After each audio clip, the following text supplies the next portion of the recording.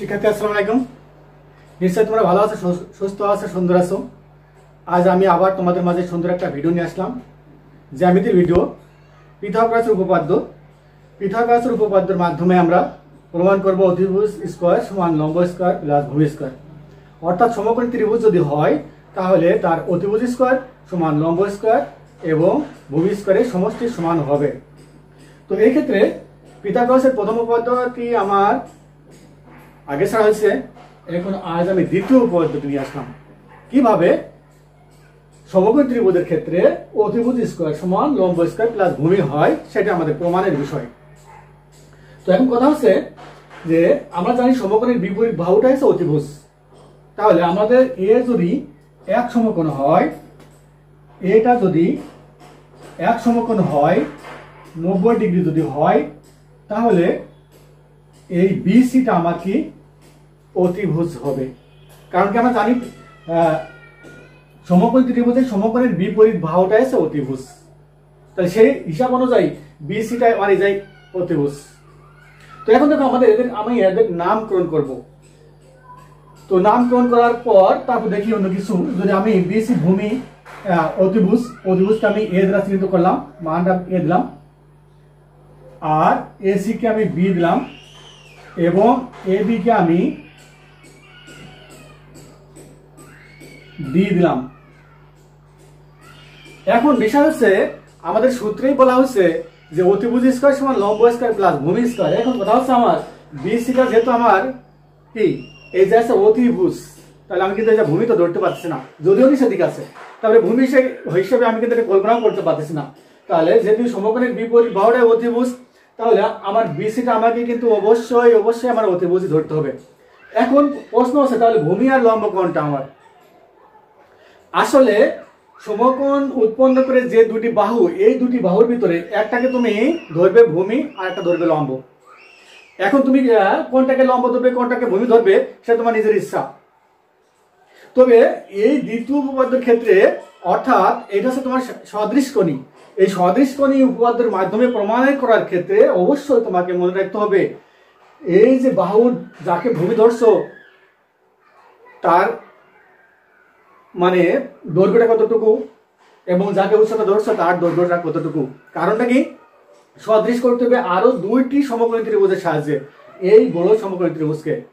তাই আমাদের কিন্তু এই হিসাবটা ক্লিয়ার রাখতে হবে। তো মনে করো আমার যেহেতু এটা অতিভুজ, আমার তো এটা তো কল্পনা করার দরকার নাই মানে কোনটাকে অতিভুজ ধরবো। যেহেতু সমকোণের বিপরীত বাহু অতিভুজ, তাহলে আমি বিসি কে অবশ্যই অতিভুজ হিসেবে ধরে নিছি। এখন এ বি এবং এসি এর ভিতরে আমি যে কোনো একটাকে ভূমি ধরবো আর যে কোনো একটাকে উচ্চতা ধরবো। তো আমি ধরে নিলাম যে সবচেয়ে বড় বাহু তো বিসি বাহু, অতিভুজটা সবচেয়ে বড় বাহু। তাহলে এই সবচেয়ে বড় বাহুটা যদি আমার অতিভুজ হয়, তাহলে আমি ধরে নিলাম যে সবচেয়ে বড় বাহুটা অতিভুজ, আর যে মধ্যম যে বাহুটা আছে এটিকে আমি ধরে নিলাম হচ্ছে ভূমি, আর ছোট সবচেয়ে যে বাহুটা আছে সেটাকে আমি ধরলাম লম্ব।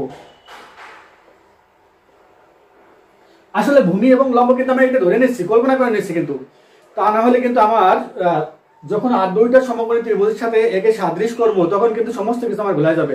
তোমার এইটুকু কিন্তু ক্লিয়ার থাকতে হবে, এই বিষয়টাকে তোমাকে প্রথমেই ক্লিয়ার থাকতে হবে, তাহলে তোমার কাছে এই 2 নম্বর উপপাদ্যটি একেবারে ইজি। তাহলে কিন্তু মনে রাখা যাবে না। তাহলে আমার অতিভুজ বিসি, তারপরে মধ্যম বাহু আমি ভূমি ধরছি, আর সবচেয়ে ছোট বাহু আমি লম্ব ধরে নিয়েছি। ওকে, এটুকু মনে রাখলে হয়েছে যে অতিভুজ সবচেয়ে বড় বাহু, আর ভূমিটা আছে মধ্যম বাহু, আর সবচেয়ে ছোট বাহুটা আছে আমার লম্ব। ওকে, ধরে নিলাম আমরা। এখন আসছি আমরা যে অঙ্কনের ক্ষেত্রে আমরা একটা কাজ করব। অঙ্কনের ক্ষেত্রে আমরা করব কি, এ বিন্দু থেকে বিসি বাহুর উপরে একটা লম্ব আঁকবো।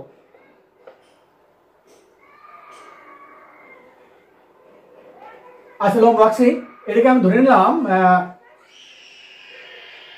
ডি ধরে নিলাম। অর্থাৎ বিসি বাহুর উপর ডি একটা বিন্দু যা এ বিসি ত্রিভুজকে দুইটা ত্রিভুজে আবার ভাগ করেছে। তো এই জায়গায় এই যে দুইটা ত্রিভুজে ভাগ করলো, একটা ত্রিভুজ আর একটা ত্রিভুজ, এই দুটা ত্রিভুজ দেখো প্রত্যেকে কিন্তু আবার সমকোণী ত্রিভুজ হয়ে গেছে। তাহলে আমার মোট সমকোণী ত্রিভুজ কয়টা হলো? 3টা হলো। প্রথম একটা ছিল এ বি সি, তারপর হচ্ছে কি যখন আমরা এ বিন্দু থেকে বিসির উপর একটা লম্ব আঁকছি তখন হয়ে গেছে কি যে ওইটা আবার দুইটা খণ্ড হয়ে গেছে এ বি ডি আর এ সি ডি, এই দুটা সমকোণী ত্রিভুজ হয়ে গেছে, তোমাকে এটা মনে রাখতে হবে। তো এখন দেখো এদের ক্ষেত্রে আমি ভূমি লম্ব অতিভুজ এগুলোকে ধরে নিতে হবে। আর আরেকটা বিষয়, এই বিসি বাহুকে আমার মান ছিল বি এ, বিসি বাহুর মান ছিল এ, এখন এটা দুইটা খণ্ডে ভাগ হয়েছে বিডি এবং সিডি। তো এর মানটা আমাকে দিয়ে নিতে হবে, এর মানটা দিয়ে নিলাম আমি। বিডি কে আমি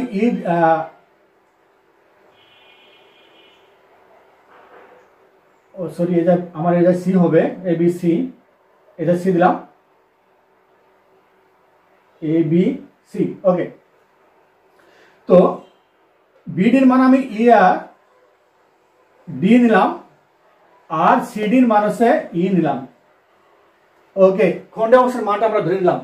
তো এখন দেখো এ বি ডি সমকোণ ত্রিভুজের অতিভুজ এ বি, যেহেতু সমকোণের বিপরীত বাহু।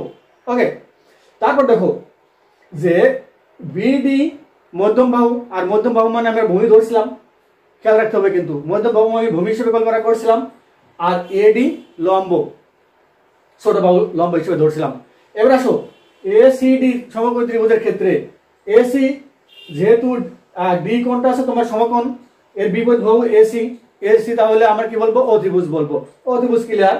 আচ্ছা মধ্যম বাহু কোনটা আছে দেখো তো, এডি বাহু মধ্যম বাহু আছে, তাহলে আমি এই এডি কে আমরা এইটার ভূমি হিসেবে কল্পনা করব, আর সিডি কে আমরা লম্ব হিসেবে কল্পনা করব।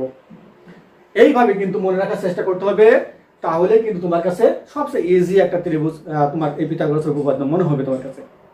তো আসি আমি, তো এখন দেখো আর একটা বিষয় তোমাকে মনে রাখতে হবে, মানের উপর ভিত্তি করে আমরা সাদৃশ্য করব। অর্থাৎ মান দেখো আমাদের প্রথম যে ত্রিভুজটা ছিল এবিসি ত্রিভুজ, এর মান কিন্তু লম্ব অতিভুজ ভূমি সবার মান আছে, কিন্তু আমার যে মধ্যম যে ত্রিভুজটা আছে অর্থাৎ এ বি ডি ত্রিভুজের ক্ষেত্রে দেখো আমার লম্ব নাই। আর ঠিক একইভাবে এ সি ডি ত্রিভুজের ক্ষেত্রে আমার কি নাই, ভূমি নাই। তাহলে যার মান নাই তার সাথে আমরা সাদৃশ্য করব না, মানের উপর ভিত্তি করে সাদৃশ্য করব। আর সাদৃশ্য করব কার সাথে, বড় যে ত্রিভুজটা ছিল ওর সাথে একবার এই মধ্যম ত্রিভুজ, আবার ওর সাথে আর একবার এই ছোট ত্রিভুজ। ওকে, আসি এবার ত্রিভুজ, তাহলে আমি মধ্যমটার সাথে সাদৃশ্য করব বড়টার, এ বি ডি ও ত্রিভুজ এ বি সি এ, এই দুই ত্রিভুজের মধ্যে সাদৃশ্য করব। তাহলে আমি বলছিলাম মানের উপর ভিত্তি করে সাদৃশ্য করব। মধ্যম ত্রিভুজ বড় ত্রিভুজের সমস্ত কিছু আছে, আর মধ্যম ত্রিভুজের ক্ষেত্রে আমার কি আছে, অতিভুজের মান আছে আর ভূমির মান আছে। তাহলে অতিভুজ এবং ভূমির সাথে সাদৃশ্য করব। আর সাদৃশ্য করার বিষয়টা তোমাদের একটু খেয়াল রাখতে হবে, সাদৃশ্য করতে হবে যে ভূমি ইস টু ভূমি, লম্ব ইস টু লম্ব, অতিভুজ ইস টু অতিভুজ। তাহলে ইস টু মানে ভাগ হয়ে যায়, তাহলে ভূমি ভাগ ভূমি সমান অতিভুজ বাই অতিভুজ বা লম্ব বাই লম্ব, এই জিনিসটা তোমার খেয়াল রাখতে হবে। যেমন দেখো আমার অতিভুজ আছে এ বি ডি ত্রিভুজের কি আছে, অতিভুজের মান আছে, তাহলে এ বি অতিভুজ বাই অতিভুজ, বড় ত্রিভুজের অতিভুজ কোনটা ছিল, বিসি। ওকে, এবার আসো মধ্যম ত্রিভুজের ভূমি আছে, তাহলে ভূমির সাথে সাদৃশ্য হবে বিডি। আচ্ছা এইবার বড় ত্রিভুজের ভূমি ছিল কি, এ বি। ওকে, এবার মান বসে দাও, এ বি এর মান ছিল কি আমার সি, বিসি এর মান কি আছে, আচ্ছা বিসি এর মান আছে আমার এ, আবার বিডি এর মান কি, বিডি এর মান কি আমার ডি ধরছি ডি, আবার এ বি এর মান কি আছে, সি আছে। আর আড়ি গুণ করে দাও, সির সাথে সি গুণ সি স্কোয়ার সমান এ ডি। এক নম্বর ত্রিভুজ, এক নম্বর সমীকরণ। তো এটা নিশ্চয়ই বুঝতে পারছো। আচ্ছা এবার আসো যে আমরা ছোট ত্রিভুজের সাথে আবার বড় ত্রিভুজটার সাদৃশ্য করব। আবার ত্রিভুজ, ছোট ত্রিভুজের নাম কি, এসিডি, এসিডি ও ত্রিভুজ এবিসি এ। এখন দেখো আবার এই ছোট ত্রিভুজের ক্ষেত্রে আমার কিসের মান আছে, এ বি, এসির মান আছে বি, আর সিডির মান আছে ই। তাহলে সিডিটা কি ছিল আমার লম্ব, আর এসিটা কি ছিল আমার অতিভুজ। তাহলে অতিভুজ এবং লম্বের সাথে সাদৃশ্য করব বড় ত্রিভুজের সাথে। তাহলে প্রথমে যদি আমি অতিভুজ নিই, ছোট ত্রিভুজের অতিভুজ কি এসি ভাগ বড় ত্রিভুজের অতিভুজ কি বিসি। ওকে, আর কি আছে, লম্ব আছে, ছোট ত্রিভুজের লম্ব কি সিডি আর বড় ত্রিভুজের লম্ব কি এসি। ওকে, মান বসে দাও। এসির মান কি ছিল আমার? বি ছিল। বিসির মান কি আছে আমার? এ আছে। আবার সিডির মান কি? ই। আর এসির মান কি? বি। আর আড়ি গুণ করে দাও। বির সাথে বির গুণ বি স্কোয়ার, আর এর সাথে ইর গুণ এ ই। 2 নং সমীকরণ। এখন সমীকরণ দুটাকে আমরা যোগ করে দেবো। সমীকরণ 1 ও 2 যোগ করে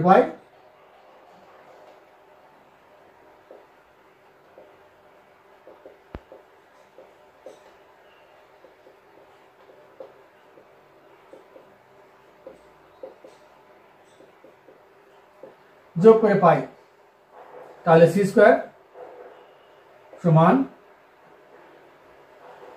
প্লাস বি স্কোয়ার সমান এডি প্লাস এই। ওকে, দুই পাশে দেখো উভয় পাশে আমার এ কমন আছে, এ কমন নিলাম, ডি প্লাস ই থাকে। এখন দেখো ডি প্লাস ই অর্থাৎ কি বি সি এর মান এ, বিডি এর মান ডি আর সিডি এর মান ই, তাহলে বিসি মান ডি প্লাস ই লেখা যায়। অর্থাৎ ডি প্লাস ই এর পরিবর্তে আমরা এ দিতে পারি, এ গুণ এ স্কোয়ার। অতএব এ স্কোয়ার সমান B square plus C square. তাহলে দেখো এ স্কোয়ারটা আমার কি ছিল? বড় ত্রিভুজের এ স্কোয়ার অতিভুজ ছিল, এটা অতিভুজ ছিল। অতিভুজ স্কোয়ার সমান বিটা কি ছিল? লম্ব ছিল, লম্ব স্কোয়ার প্লাস সিটা কি ছিল? ভূমি ছিল, ভূমি স্কোয়ার। অর্থাৎ অতিভুজ স্কোয়ার সমান লম্ব স্কোয়ার প্লাস ভূমি স্কোয়ার আমাদের কিন্তু প্রমাণিত হয়ে গেল। তাহলে আমাদের এই 2 নম্বর ত্রিভুজের ক্ষেত্রে, পিথাগোরাস উপপাদ্যের ক্ষেত্রে আমাদের মনে রাখার কৌশলটা কি বললাম আমি? সাদৃশ্য কোণে যেহেতু করবো আমরা, সেই জন্য আমাদের কি করতে হবে? আমাদের অতিভুজটা অতিভুজ মানে সমকোণের বিপরীত বাহুটা অতিভুজ, এটা সমস্যা নাই, কিন্তু লম্ব এবং ভূমির ক্ষেত্রে সমস্যা। কারণ এটাকে ধরে নিতে হবে, তোমার একটাকে ভূমি ধরতে হবে, একটাকে লম্ব হিসেবে ধরতে হবে। সেই জায়গায় ধরার ক্ষেত্রে তুমি বাহুর মাপ অনুযায়ী, অর্থাৎ বাহুটা কোন বাহুটাকে তুমি অতিভুজ তো সবচেয়ে বড় বাহু, এবং এখন দেখো আরো 2টা বাহু আছে, এর ভিতরে একটা ছোট আছে, একটা মধ্যম আছে। এদের মধ্যে তুমি কোনটাকে ভূমি ধরবা আর কোনটাকে লম্ব ধরবা, তাই সেই হিসাব অনুযায়ী তোমাকে অন্য ত্রিভুজের সাথে সাদৃশ্য করতে হবে। তাহলে মনে রাখতে হবে এই বিষয়টা যদি তোমার ক্লিয়ার থাকে, তাহলে এইটা মানে পিথাগোরাসের উপপাদ্য 2 নম্বরটা তোমার কাছে সবচেয়ে ইজি। তো আজ এ পর্যন্তই। আল্লাহ হাফেজ।